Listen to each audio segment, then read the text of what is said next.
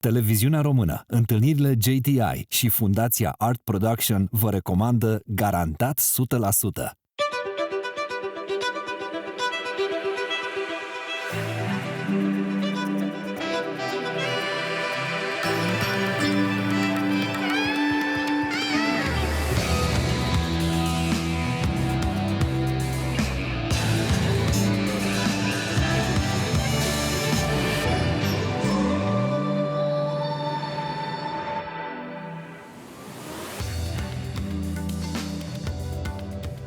Mrs. Rampling, hello. Thank you so much for accepting this invitation.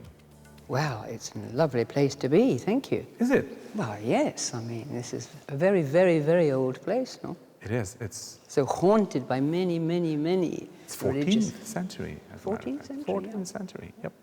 We have to make tricks of our trade to make believe certain things when they really sort of not happen and have to bring them up. It's very organic, you said. This was a conversation with Isabella Rossellini. And you said, I repeat, we have to make tricks of our trade. What do you understand by tricks of our trade? Well, we're not really being who we are we? We're not supposed to be being who we are when we're playing parts. We're actually even supposed to people say, oh, did you really feel that? I said, well, what do you think we do? Of course I really felt it.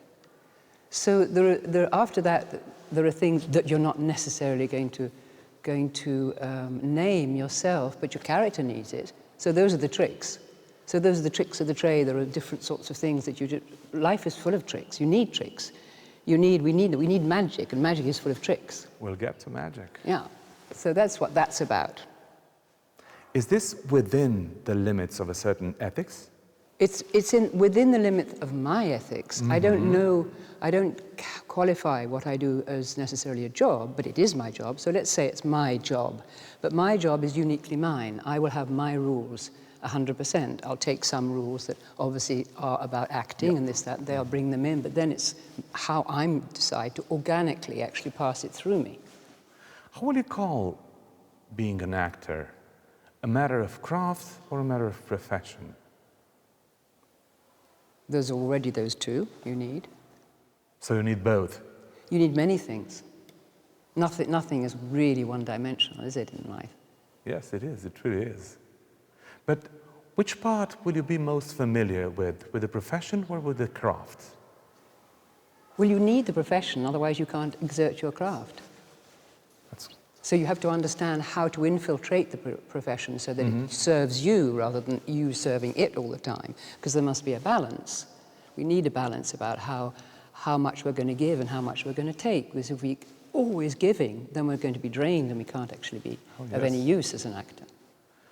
Is there a matter of, with you, do you ever feel a sort of being frightened of the fact that you could be drained?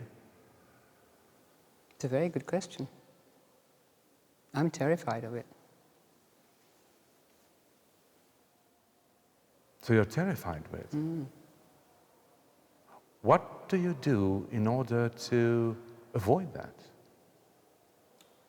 Well, you have got to convince yourself before you do, before I do a job, before I go on an expedition, or even coming to do this, because it was a big thing for us as we were staging a show for the first time, etc. You've got to convince yourself, I can do it. I'll get there. Whatever happens, whatever I have to go through, I'll go through to the end. And you just say that to you like a mantra. That's all. Because if you dare to go into the whole thing, shit hits the fan and everything's going wrong, you can't then lose it. You've got to keep going. It's a kind of, it's when I was talking, when you feel in these buildings, you have to warrior on in life. Then the moment will come when you stop, and then you can crash, okay? And you can do it, but not while it's happening. You didn't take acting classes before beginning this journey, this career? A little bit, yeah, a little bit. Not big schools. Yes. No. But you trained yourself along the way. Yes. When you film in the same team with a trained actor, I will say with a systematically trained actor. Do you feel the difference? Is there any major difference in between a very trained actor and, let's say, a non-trained one? Yes. An organic one. An organic Let's use one. your word, use an this organic. word. I mean, or check this word. It's not necessarily the best word, but it's been used for other things too. Yes, to answer your question, absolutely. And I was, at the beginning, because I wasn't necessarily destined for film at all. I don't know what I was destined for, but I was literally taken from the streets, for the imagery, it's sort of quite, but that's what happens. You know, you're walking along the street, and because there's not many people in the street, and somebody says, hey, you know, do you want to do a film? And it sort of was rather like that. It was a very small part at the beginning, and then it came like I'm not unique in this at that time. This is in the 1960s. Yep. It was all moving. It was all moving, and you could just sort of suddenly appear in a film. Yep. My first big film was with highly trained actors, comedy actors, drama actors, I mean, of the old school style, magnificent. And I thought, oh my God, this is what, I am a renegade here. I'm not a renegade, I'm an intruder here. I have nothing to do here. This is, you know, I'm insulting these people almost by sort of coming in, and I had the lead role.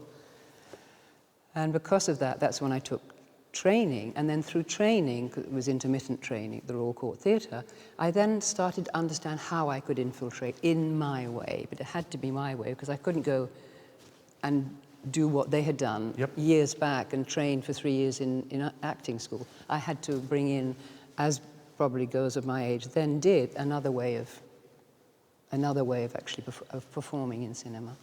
But it takes a lot of interior power to do that, to infiltrate. Yes, it does. But I think this is something unbeknown to me that I have and have had and still have. That's what's kept me alive. When I heard you talking right now about training and non-training, about trained and organic actors, I was thinking of an example, and I will try to make it as clear as possible. Let's think, for example, of your partnership, artistic partnership, with Gabriel Byrne in I, Anna, which is a film directed by your son. Yes. And let's think, for example, at the film called 45 Years, where your artistic partner is Tom Courtenay. Gabriel Byrne started to be an actor at 29, 30 or something like that. And Tom Courtenay is a highly trained actor. Which was the difference, if it was a difference, in between not necessarily Gabriel Byrne and Tom Courtenay, but those two types of actors? Well, interestingly, Tom Courtenay, who, as you say, had begun as quite a young man, training, and become a really highly trained, wonderful British actor. He then,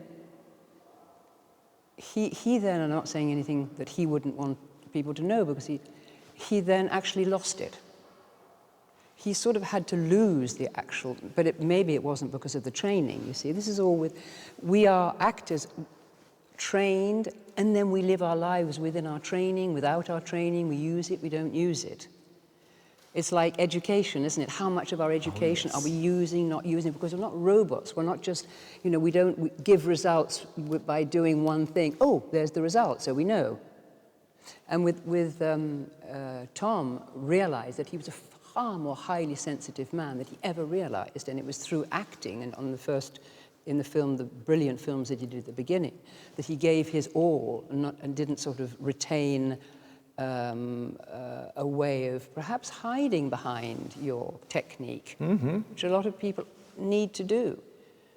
Because it's by giving all, you give all, and that all actually explodes in many, many ways afterwards. You can't actually keep it up. Let's stay just for 1 second here so you can hide behind the technique. Yes. Can you do that without a training? No, that's what you can't do. And the training, that's what protects all those beautiful actors who have this training. They can do that, and they hide behind it. The disadvantage is they can't get inside like Tom Courtenay did. And what about Gabriel Byrne? That type of actor? No, Gabriel Byrne it's all about emotion.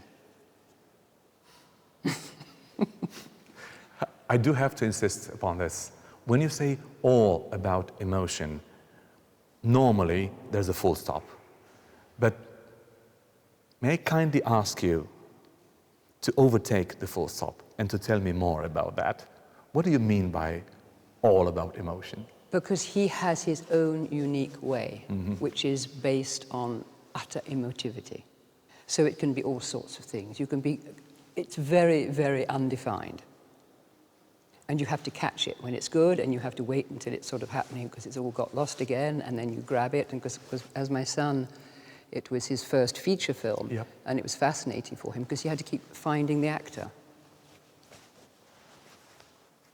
And when you really wanted it to come, well, no, it was not coming at all. So you have to have little tricks, tick, tick, tick, tick, to bring him back in, bring him somewhere where he wants to go.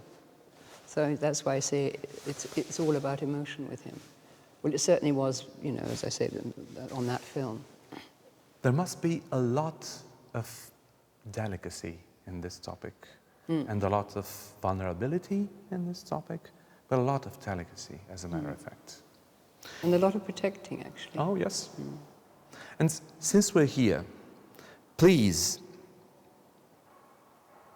tell me a few words about the world, which is not a world, about the universe of a relationship, which is that one between a director and an actor.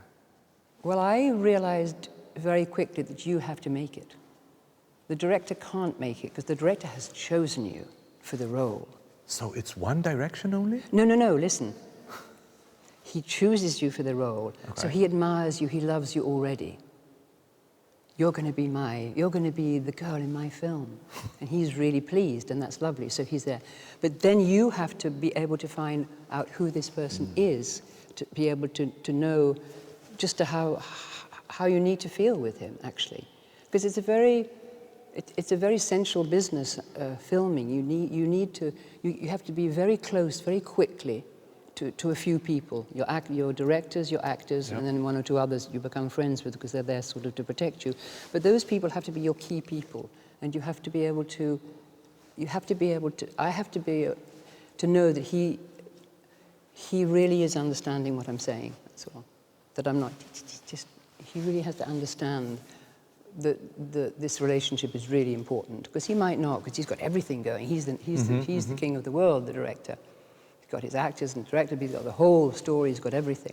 So you need to have I get infiltration again, I think it's that. Do you have to read him? Yeah, that's what I'm in saying. between his lines? Yeah, yes. What if you're wrong?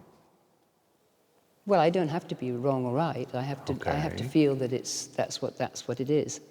And if I find out at the end of the film, my God, it's not that at all, it doesn't matter. So again, it's the invention. Because we are not, in the end, you know, being saying that this has to be real. I don't have to have a relationship with this man, but I do, while I'm filming, have to have a relationship with it.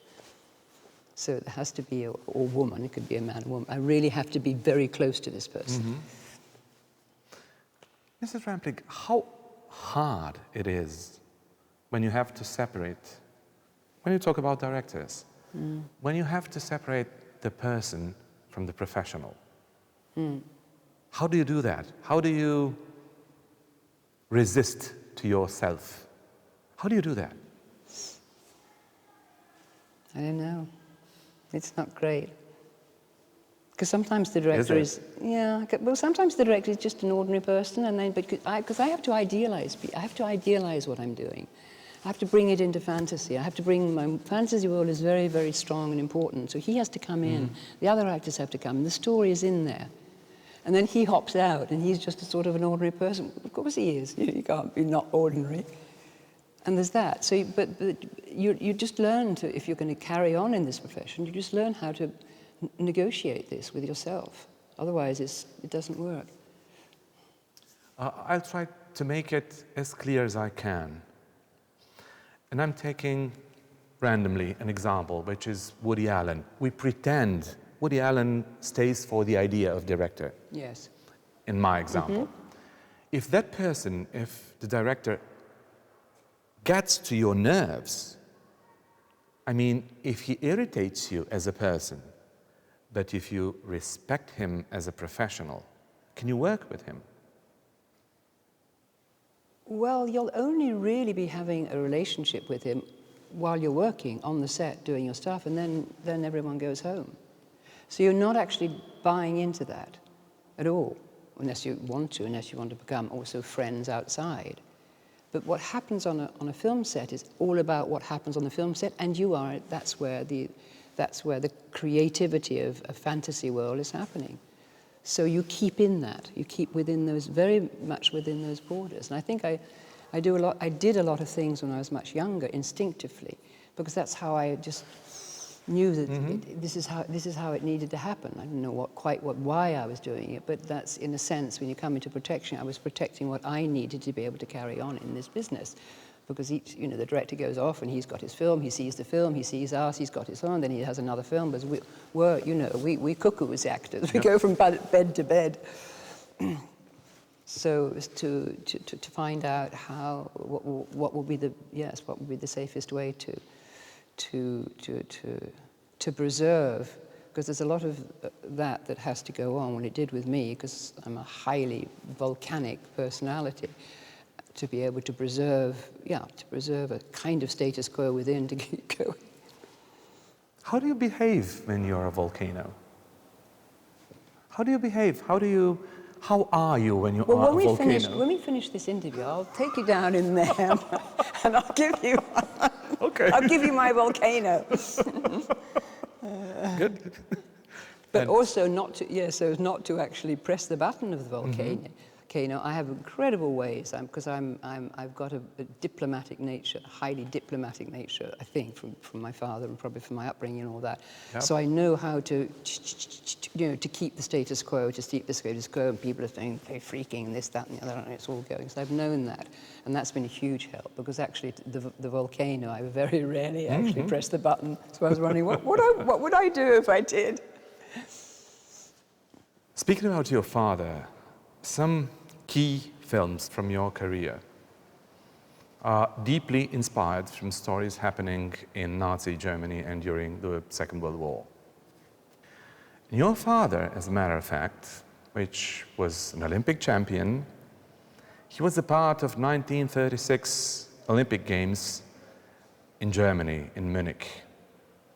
Did he ever tell you about that type of real atmosphere, about the things he saw over there? Did he share with you memories from that time of Olympic Games? Never. Not one. He was completely. Why? Ask any of those guys who were there. Some spoke, some didn't.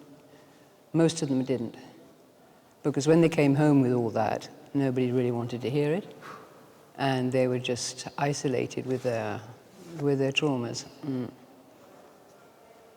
Which was my father, because he was a very disturbed man. Not disturbed, but he was a very somewhere broken. But he ran for it. Oh, yes. But he ran, and that helped, I think. I don't know. It's. And what a character! What an historical character! Yeah.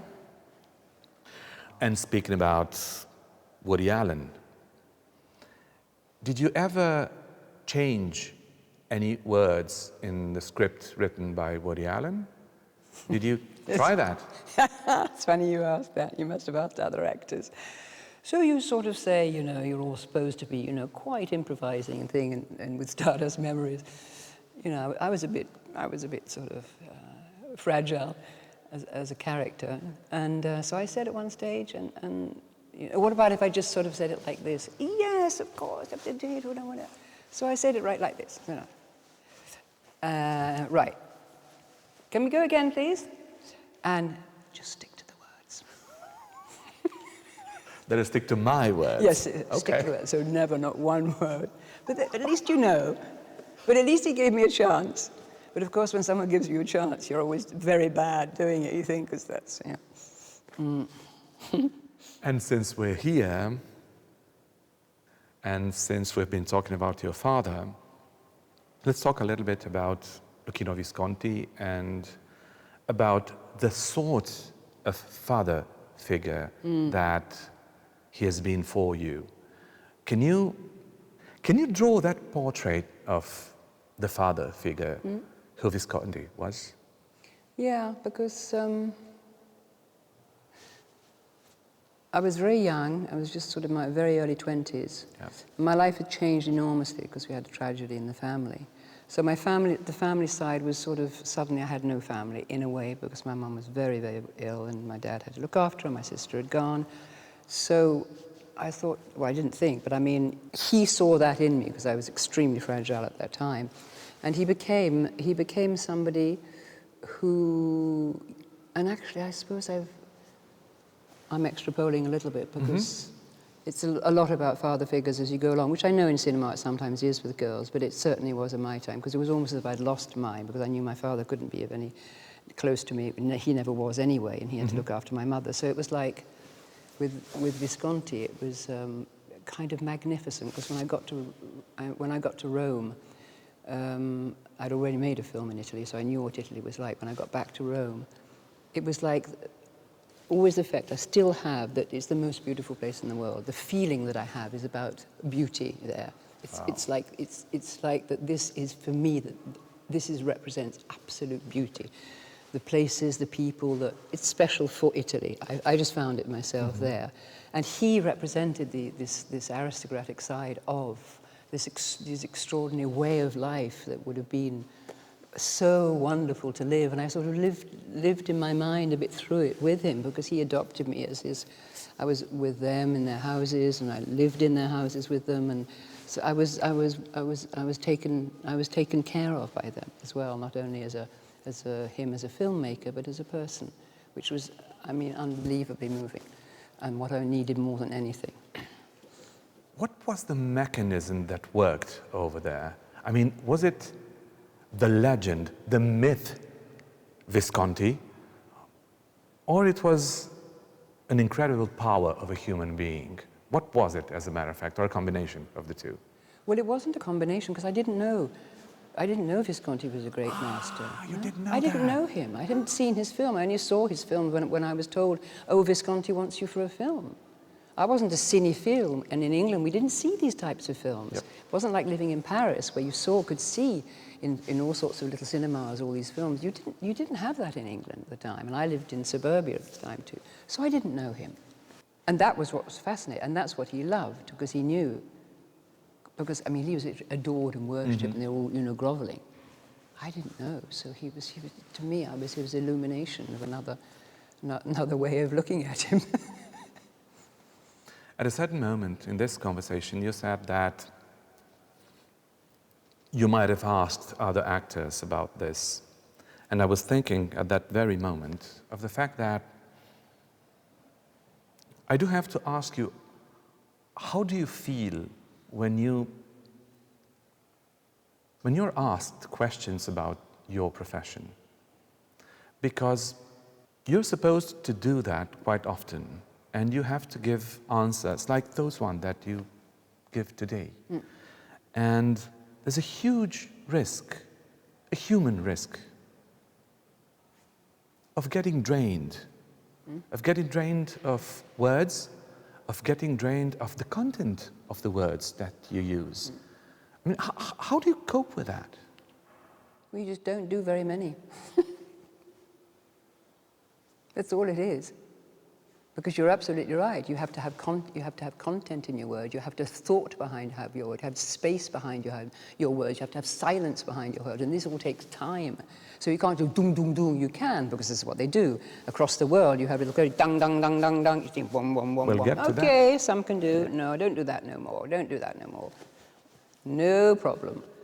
Yeah.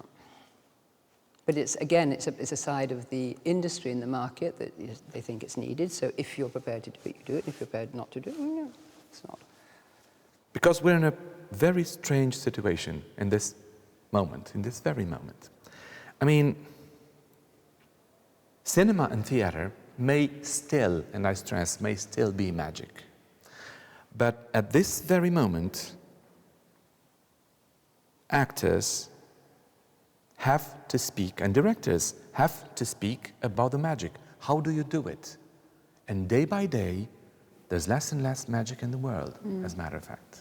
Because of that, you can't talk about these. These are magic is a word that has to dissolve as you say it. You can't.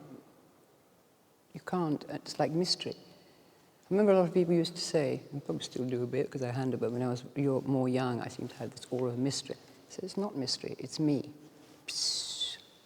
That's all. So the mystery is when you say, oh, it was so mysterious. I said, not mysterious, it's me. Mm-hmm. So if you keep, and then after I said, I don't even talk about it, it's just boring, you know, it's boring old, oh, you're mysterious. It's like if you know, yes, it becomes that, doesn't it?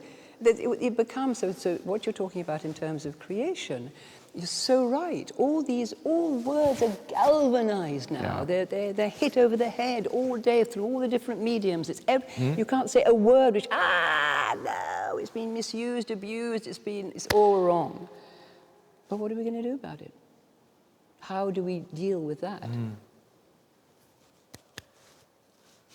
I met a friend a few days ago, and she asked me what was my program for the following days, and I said, I will have the privilege of interviewing Charlotte Rampling in Sibiu. And she said, what a wonderful actress. But it's real, I'm not making it up. And she said, but by God, why did she do Red Sparrow?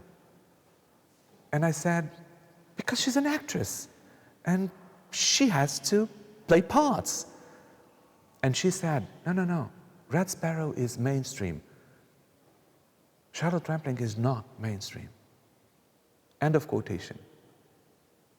What could have been your answer if you met her? Absolutely right.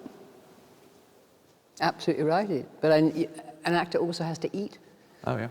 That's all. And it was one of the more reasonable ones that would be okay. And I actually enjoyed the role. So I said, a blockbuster, enjoy the role, mainstream film, getting well paid, okay, yeah, that works.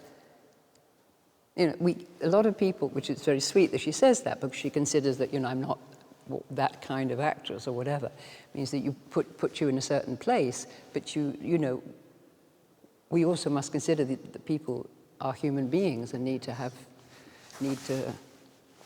a bit in the tummy. About the tummy, the audience, some people of the audience loving you, adoring you, at a certain moment, they will be anxious to destroy you. Yeah. That's always been since I don't know when, but you elevate your star and then you massacre it. Do you ever think, in particular, do you ever think about this type of cruelty? Because this is cruelty, as a matter of fact. Yeah, but I'm that cruel. I'm one of them. Just happens I'm there, and they're there.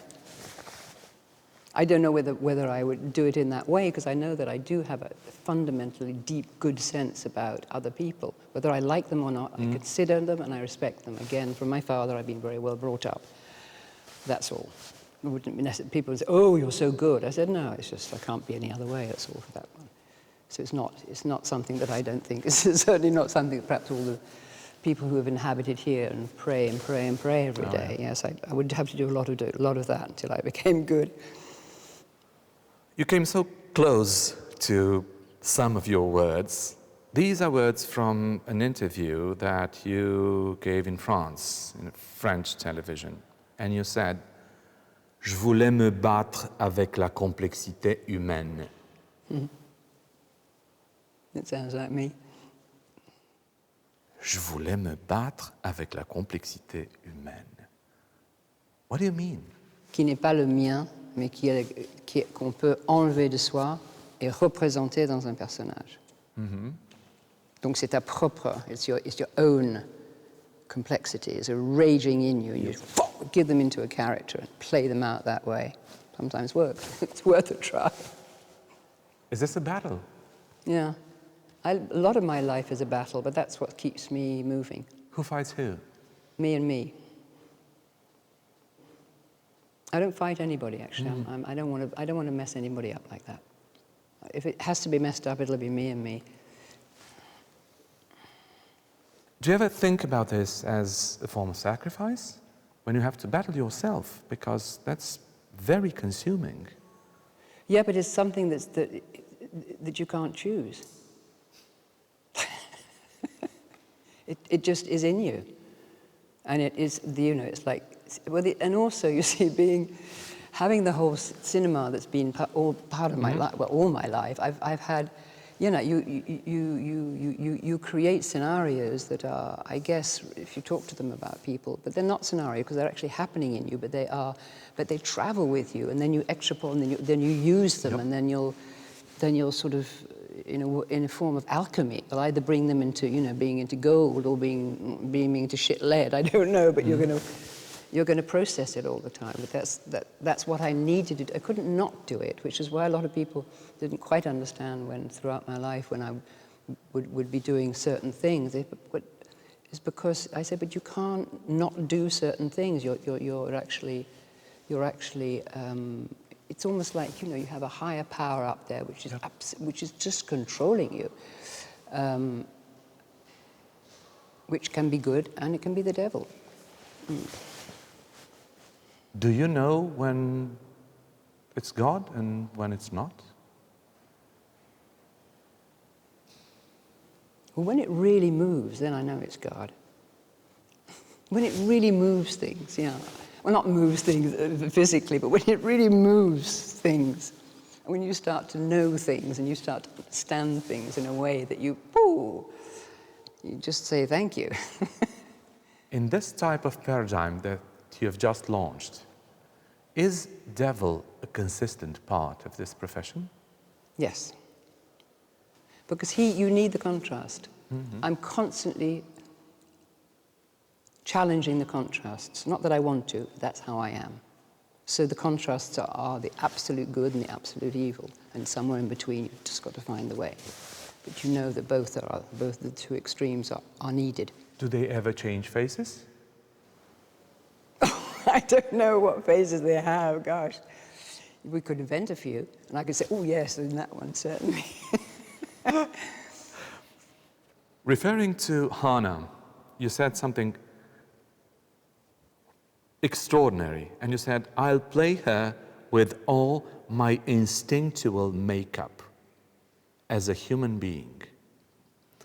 If I can easily understand, if you say, I'll play her with all my technical makeup, I'll say, yes, I will say this is okay. But when you say instinctual makeup, I said, I have to ask her that. What do you mean by instinctual makeup? Well, the instinctual makeup is really what I have been peaufiné. How would you say that in English? You peaufine. I'm working like with lace, and you work and work and work. Yeah, I've just knit. Well, it's like you'll go over and over and over and over, and because I know that somewhere the power of the instinct is what actually makes an actor. And that's what I've always privileged as much as I can with roles. And Hannah, when Andrea came, we started talking, and I said, this is the extreme of that. Because to make this person in any way acceptable even to audiences, because she's so into the darkness of her soul, this is a fine challenge. Because you can't have examples of that. You've just got to feel it. Otherwise, the audience is going to say, "Oh, what is this all about? It's not working." Because an audience is the most sensitive of people. They tell you whether the film is going to actually tell them the story or not, and then they tell the story with you, and then they're with you, and they're actually part of it. They're playing your role too. A few minutes ago, I said that we'll come back to this, and this is the idea of exposure. There's a lot of exposure today, and you keep on avoiding this. The more mature you are, the more wise you are in, I don't know, infiltrating in your personal life and abandoning the exposure. But exposure is dangerous.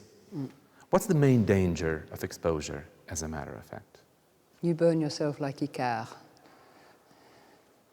Because if you go into the light like that, and they want you to go into the light, like they were talking about that light there before, the light is there to actually elevate you. We're nothing without light. Light is our elevation. But if you do it in a fictitious way and a false way, you are actually defying laws that will not make it happen anymore for you, and you'll be burned. And the burnout of most people who are desperate for celebrity and loving it and doing it, you know, and they're still young and they don't feel the harm, but they will feel terrifying harm afterwards.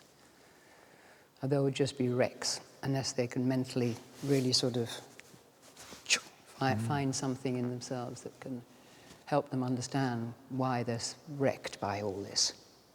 Because the problem is that all these things come on and people cannot find the way to find out why they're being wrecked by it, why they're taking more pills, more drugs, more this, to stay alive, why they're, why?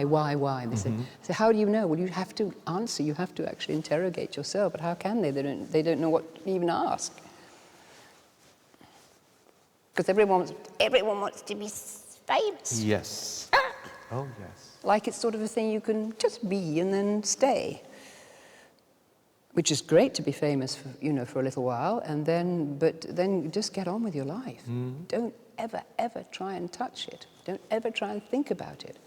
You might just say, who says famous? Everyone, the problem also is that it seems so easy to become famous. People, you know, you'll ask little girls now, what do you want to be when you're big? Oh, I want to be famous. I want to be a celebrity. Yes. Do you realize what that actually means in a society? It's devastating, but we're not going to go there now. You said, I'm happy to have known my time. And you were referring to the 60s and the 70s. And you put it so in a very simple way. And you said, I'm happy to have known my time. Was that time better than this one? It's not a question ever of better or not. Yes. I'm happy to have lived my time, actually. Probably that would be the best way to say it. And people say, oh yeah, it was always much better. I said, no, it's not much better than anything. It's just a moment in time which was very particular, which will never come again. Oh, it's never going to, nothing's ever going to come again. Everything's moving on. So you just, I'm happy to have had that. I kept this in my mind. You said in an interview that you can express yourself with your whole body, that each part of your body can vibrate like a musical instrument. This is a quotation. You said, like a musical instrument. Since you lack systematic training, how did you achieve this peak of performance in craftsmanship in order to vibrate with your whole body? How did you do it? How did you achieve it? Because it came to me, because it's in me. There are things that we have in us, we don't know why we have them, and they came with us when we came from outer space into conceived in a stomach, born, and then we came with stuff, didn't we? I have incredible rhythm, perfect pitch. I have a whole musical side of me which is enormous, which I haven't used professionally, but it takes over every part of my body, as you're saying, which is great for my profession too. Do you do any type of voice training, any type of body training, any type of interior training when you're not practicing your profession, when you are in your real life? No, because I'm really the laziest person in the world. And I know a lot of people say that, and they probably are. Well, I'm admitting it. This is not a very good example for those young ones who ask, what should I do? What should I do? What should I do? Just live your life, look out the window, go and see people, just live a life, get a life inside you, a real life inside you, and think about things and read lots of books, please, good books. And that's all you have to do. And then because you're not going to just sit, on your iPhones and all that. No, none of that. You just go out and be just a normal person before iPhones and before internet and all that for quite a while. That I do insist on. I wish I would just so pray and love people. Because you can have, obviously, internet. It's very useful. But you can also not have it. There's so many things to do without it. Without screen, you can write. You can read books. You can look at the nature in a different way. You don't have to call your friends every 5 minutes, and talk to them. And all that is driving the brains of our young people crazy. It really is. And then you don't have to, just to to reply to your question, you don't have to practice because it's in you, and then your instinct uses it. You're just a person. An actor is just a person. You don't have to practice being a person. You have to be a person. Just be you are as much as you can. And you can really do it, but unfortunately, we've lost the plot. Not us, because we're of an age where we'd had it before. But the ones that haven't had it, it's going to be very difficult. Now I will get you down from the sublime to the mundane and... It's quite mundane. I know it's a stupid question, but it's a good example. Some people should hear you. Please explain which is the difference in between vibrating with your body and the vibration of a phone when it rings on vibration.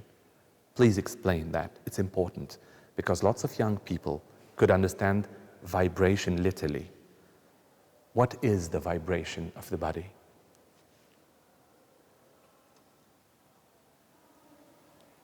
Yeah, it's quite a difficult thing to answer that, actually. Because the vibration of your body is about, you can only understand it if you are at ease in silence with yourself. Because your body is an incredible instrument. Your body is obviously guided by your head and your thinking, which is not always good. But the body is the faithful, follower of actually everything you want to do in life. And from your head, the feelings will go right down into your body. And if you aren't in silence, you're not going to understand what I'm saying, because when I say silence, if you're just not having music, you're not having this, you're not having television, so when you're just padding around your own flat, you're just quiet. You're just letting actually the musicality of your own body and your own connection to life, because that's what it is, with that form of silence, the connection to the fact of actually feeling, I've got a body, and I've got that. It's I suppose it's that. I haven't really didn't really. You see, yeah. You see, if you talk to yourself, it's really important, and that's a vibration too. Because when you talk to yourself, the words that you say to yourself, the words that you choose for yourself, actually are going to vibrate and resonate down through your whole body. So if you're going to say, "Oh God, I'm nothing, I can't do this, I'm just a whole fat lump of a person," you're going to become more and more negative and a fat lump of a person, right? So even if you've got a bit of a weight problem, you say to your body, "Look, we're going to have a good day. I know I'm going to, I've got a problem with my weight. We're going today we're going to make sure that this and this and this happens." So you actually program in a very simple way yourself and your body, because your body is the faithful follower, and he's going to be going out and doing stuff. I guess it's sort of that too. It's like becoming friends with yourself again. It's like actually acknowledging that you're a person. Actually, it's an awful thing to say, but it's that I'm just a little human being, and I got my ups and I got my downs, and I'm a bit this and a bit that. But sometimes it's great. Oh, and then we have a really nice moment, and then it's the ups and downs. It's dealing with all the different those are the vibrations, the different things that come into you that make you feel. Oh, why am I feeling a bit better? Oh, well, probably because you had a good thought and you let that thought come through quietly, and then it actually reacted. I don't know. You're a very well-known actress among people loving cinema in Romania. So lots of people who love cinema will know for sure who you are. On the other hand, Jean-Michel Jarre is a very well-known musician, and I'm trying to deliver, exactly as in the case of the previous question, to deliver an expected answer, as a matter of fact, for our viewers. How was it to make a family with the musician Jean-Michel Jarre when he was your husband? And more precisely, what were you talking about when you were sitting at the table? Well, we just kept really, really human. We kept away from all the sort of odd things that happen, like now and this, that, and the other. We kept, yeah. We had a little capsule of time, which was really good, when we got married and had the children and bought the house, because I wanted a home, I wanted a house, I wanted animals, I wanted a garden, and we had that in Paris, just outside Paris, which was lovely. And there was a kind of idyllic moment in life, which didn't last very long, but then, as we say, things move on and don't last. But we had probably about 10 years of it, which is, I think, huge anyway. And we kept everything. We kept the showbiz world out for the kids. We went off and did our jobs and the thing, or if we did it, but we But would you were not never talking about your jobs? No, because kids don't want to know. They want to know about their lives. The kids are absolutely not interested they even say, oh, fuck, if we go to school and another time they're going to say, oh, and what was your dad on telly last night and all that. They hate it. So what other people think, they would love, no. So you just keep them out of it. And then when they get older, they have to defend for themselves, which is not always good either. Kids don't like having parents that are well known. They really do not. Mrs. Rampling, do we have a basic need for stories? For stories? For stories, yes. And if we have a basic need for stories, is it basic? And if it's basic, why it's basic? Big question, which I've asked myself a lot during the pandemic, because I was on my own during the pandemic, and which was very useful, actually. It was a very, very important time for me, especially because I realized I was not watching television at all, or had television on, or didn't even know what I wanted to watch. I got a lot of films I could see, yes, because I wanted my storytelling. And I didn't know what my storytelling was, but I found out that my storytelling is just about being with myself. Because we aren't necessarily with ourselves anyway, in any kind of way that we did during the confinement. People are afraid of being People with are themselves. so afraid. And I know, because before I was, and I thought, oh, I wonder if I'm going to stand this. I wonder if I'm going to be able to do this. But perhaps because now of my experience and my age and a lot of work that I do inside myself, as we're talking about, really working on the structure of this rather odd person, it became, it wasn't even a need. The only thing that I went to was books, but I didn't read intensely at all. I just read bits of books. I take out lots of authors that I knew and read passages and then dream about them. And so for me, it was all a fragmented part of, I didn't need a full, so I thought, what are people looking at? Of course, all people, what they were looking at was series. So that's the sort of, the enemy of storytale has become series, because you have so many series now. The only people that talk about, oh, did you see this? And I said, they don't watch series. I've got nothing against them, but what I do have against them is that they're grabbing people's minds again in a really, really unhealthy way. What a paradox, as a matter of fact. You have an invasion of stories that kill the story. Yes.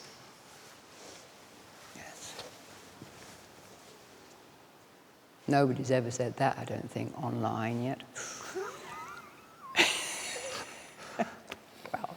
Mrs. Rampling, thank you so much. I mean, even the silence in between words together with you in this very place is, wow, is fascinating.